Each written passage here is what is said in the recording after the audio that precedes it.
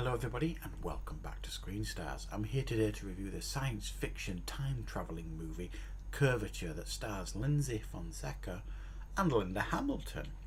And this is another one of those, seem to be watching a lot of these days, intellectual, slow burning science fiction movies that is, I'll warn you, a bit of an acquired taste, this, mainly due to the slow burn.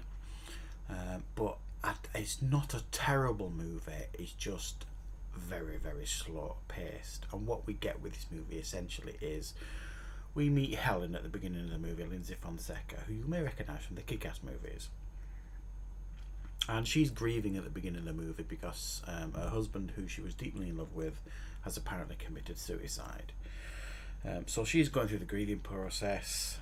She meets up with her husband's partner, her husband was a scientist working on some project, time travelling type stuff. Her partner meets up with her and basically says, "Do I have your blessing to carry on with the work that we were doing?" And she says yes. She goes back to work, all seems, as normal. And then the next thing, she wakes up all confused and she's lost a week and she can't understand what's going on.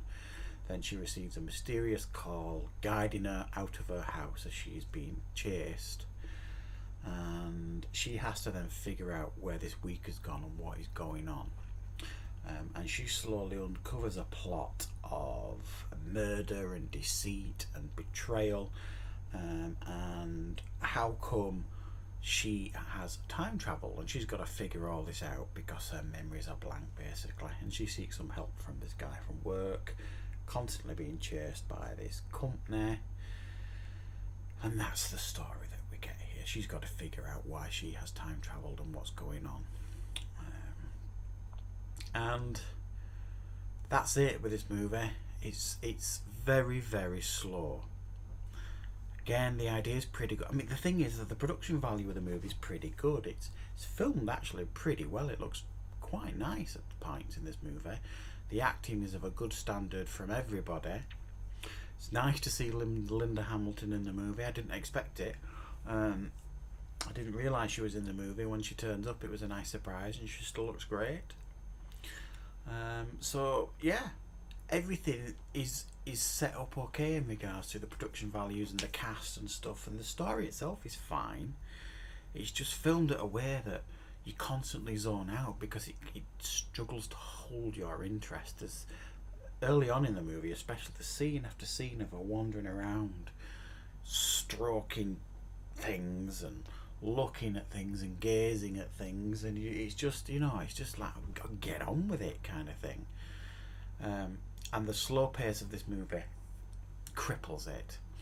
There are some that will watch this that will not stand for it really in regards to the story it's trying to tell, because the story in itself isn't interesting enough to hold you.